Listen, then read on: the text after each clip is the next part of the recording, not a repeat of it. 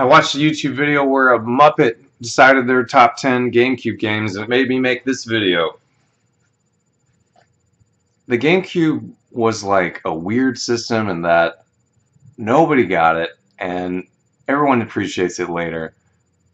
But you didn't get it at the time. And there's a lot of really weird games for this thing. So in some ways, I feel a lot of attachment towards the GameCube. Not only because I have a bunch of GameCube games, but because all my brothers had GameCube games. They've all come to me at a certain point when they wanted to get rid of them. And I just have like a big library of GameCube games. And in the future, when we have like an entertainment room and the GameCube is set up, I'm sure I will occasionally just whip out some of these GameCube games and play them, and they'll be great.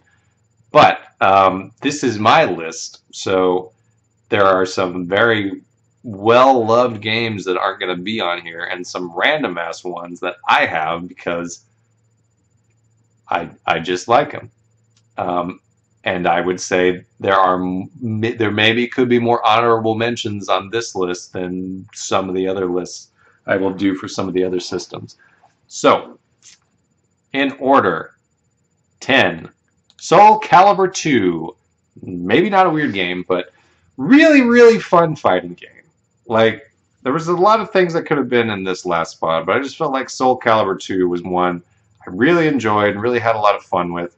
I think I tended to like the really big, beefy characters. For whatever reason, like that mode of fighting did well for me, and sometimes that's what I do with like Smash Brothers too. I'll use like a big beefy character.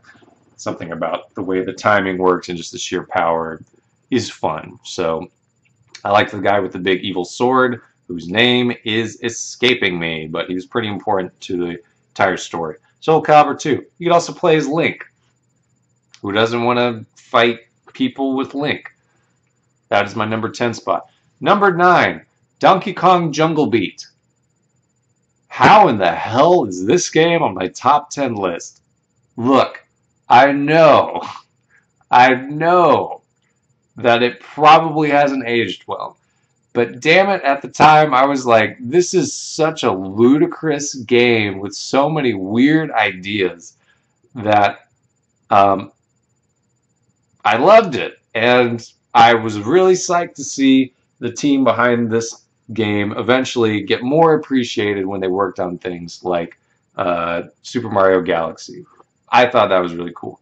But yeah, Donkey Kong Jungle Beat. If you've never played it, you kind of need to play it with a Congo drum for some reason, which means that I don't know if those things still work anymore, and it's a little like wrist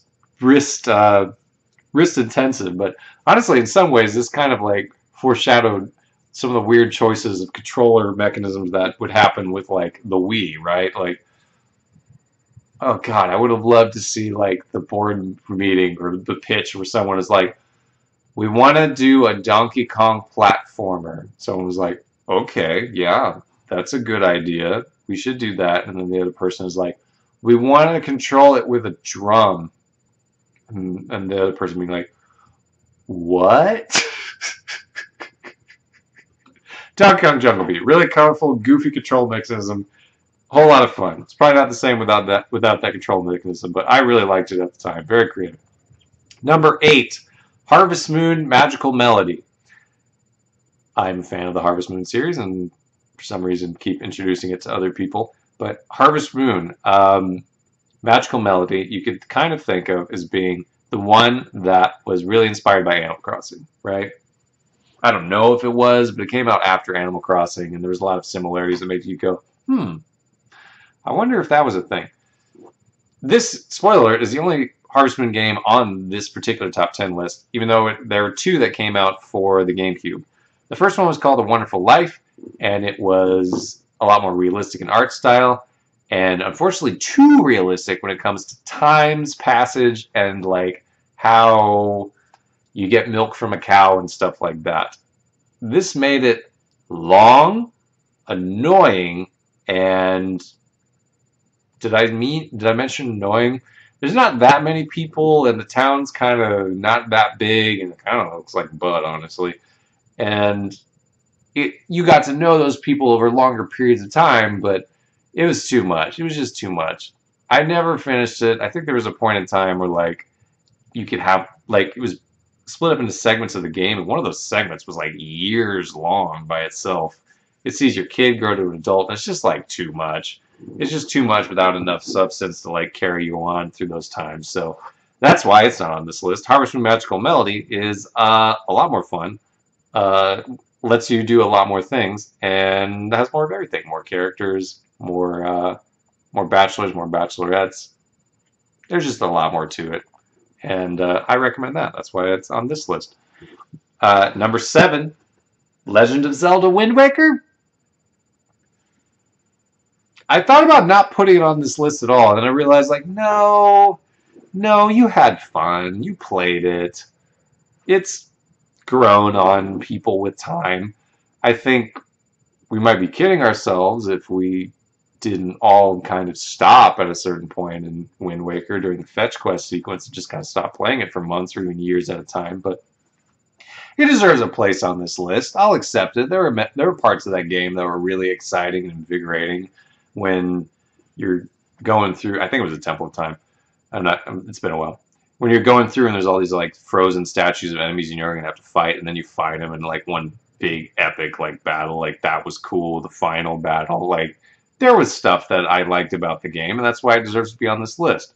I suspect my roommate in college would have had this number 1 on the list because he played my version of Wind Waker a lot, to the point where you hear it down the hallway. And I've always wondered what that roommate, how much they would have liked Breath of the Wild. I should ask him. I'm still friends with him on Facebook. But anyway, number 6, Super Mario Sunshine. It's really weird to have a system where like your personal top 10 list for Nintendo has Mario and Zelda in the bottom half, but that's kind of where it is. Both of these things felt like disappointments at the time compared to the N64 versions, and even though they're technically a lot superior and much better than we probably remember it, I just found myself attached to other things more. So that's why it's number 6.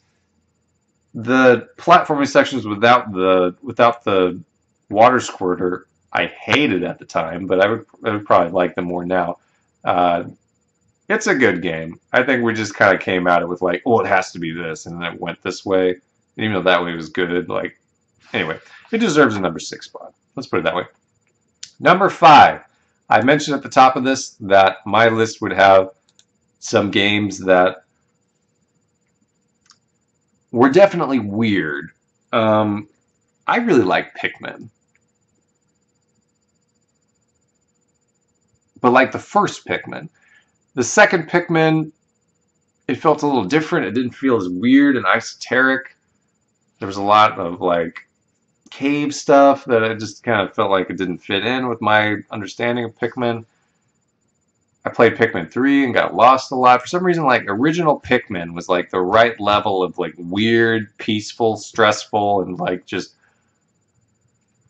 obscure and strange that, like, really appealed to me. So I have it 5th on this list. I would not have suspected I would have enjoyed Pikmin more than, like, Wind Waker, but here it is. Number 4, Fire Emblem Path of Radiance. The Fire Emblem games in this era of Nintendo were really solid, but they didn't sell well. Like, this was the era of Fire Emblem that I hope people go back to when they're done with the sillier aspects and fan servicey aspects and cringy aspects of some Fire Emblem games. I hope they go back and play these games because there's a little more focus on, yeah, it's a ridiculous story, but there's focus on the story and there's focus on the combat, and the characters aren't super fan servicey and weird, and I really liked these games. So I've got Fire Emblem Path of Radiance on this number 4 over a whole lot of other stuff because it's like almost peak Fire Emblem to me. This game and the game that followed it are like peak Fire Emblem to me. It almost like killed the series, but you know, peak Fire Emblem. Number 3, Luigi's Mansion. Yes, I know.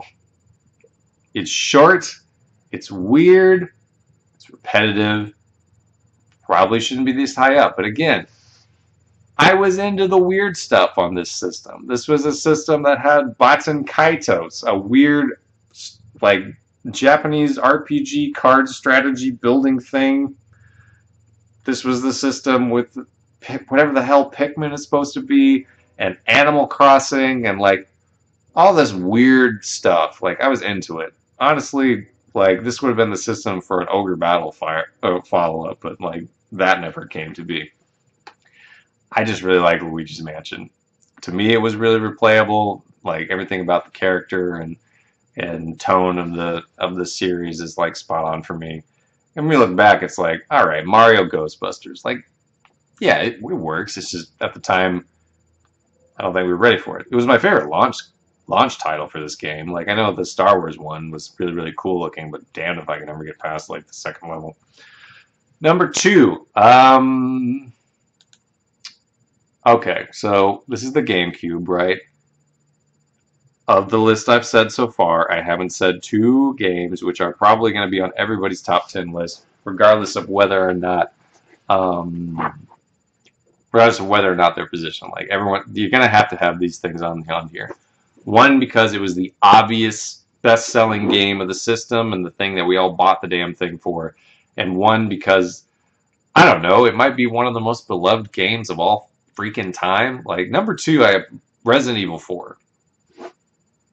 What do I need to say about Resident Evil 4? Like, I played it on multiple different systems. It's just a good game. Like, it's the first Resident Evil game I ever played, and honestly, it was the only Resident Evil game I ever needed to play. Like, I played some horror, but man, this game just hit it right on the head. I think some people, I've realized with time that some people think this game is like really cheesy.